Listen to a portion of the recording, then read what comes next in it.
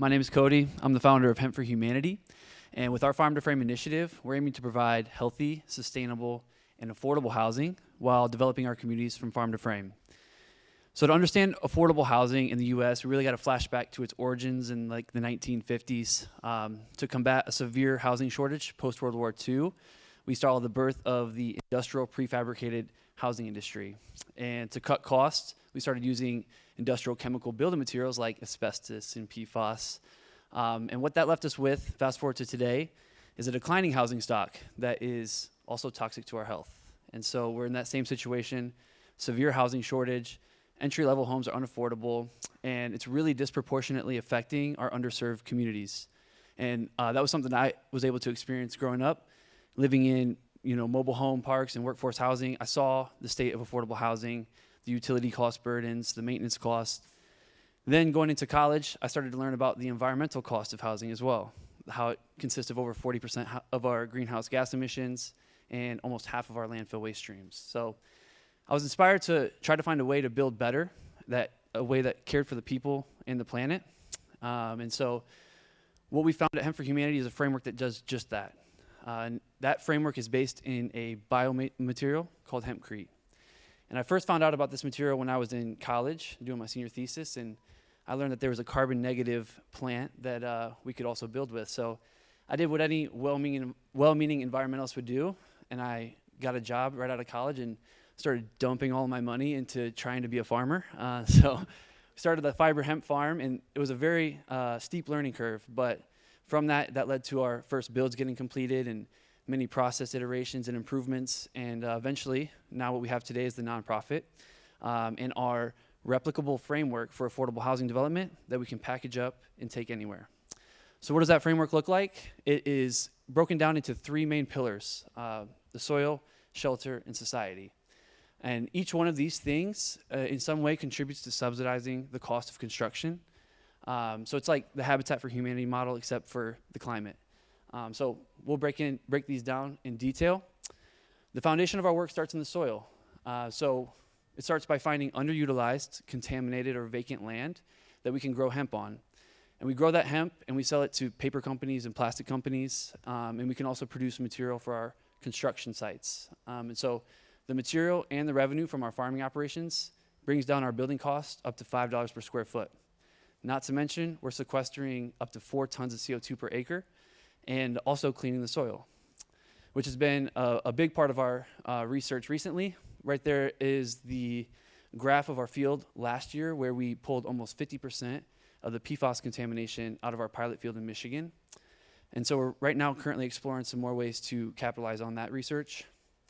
And that brings me to our next program area, which is the shelter. So combining our low-cost inputs from our farms, our proprietary hempcrete binder, and our quick-to-assemble panelized system, we're able to take our building costs from around $220 a square foot down to $170 a square foot. But at H4H, we're not just concerned about first costs. We believe affordable housing should be affordable long-term. So the building envelopes that we're creating are at least 40% more energy efficient, carbon neutral, they're mold-proof, require less maintenance, so that means lower energy bills, lower medical bills, and overall bringing dignity back to low-income housing. And that brings us to our last pillar, which is really the glue that ties it all together, the community and society. So over the past 6 months, we've been traveling around the state and doing community engagement, education events, and taking community needs assessment data.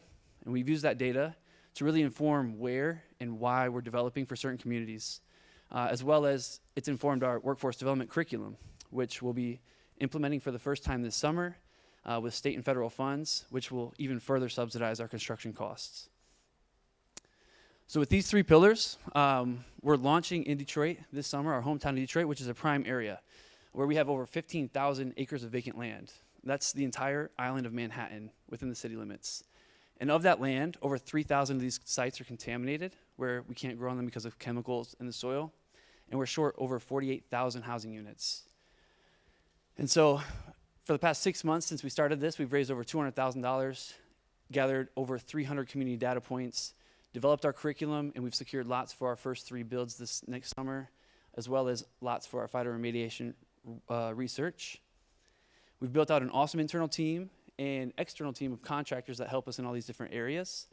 And our roadmap for 2026 is we're going to launch our first 3 builds in Michigan, along with our workforce development curriculum around industrial regenerative hemp farming and healthy homes construction and design.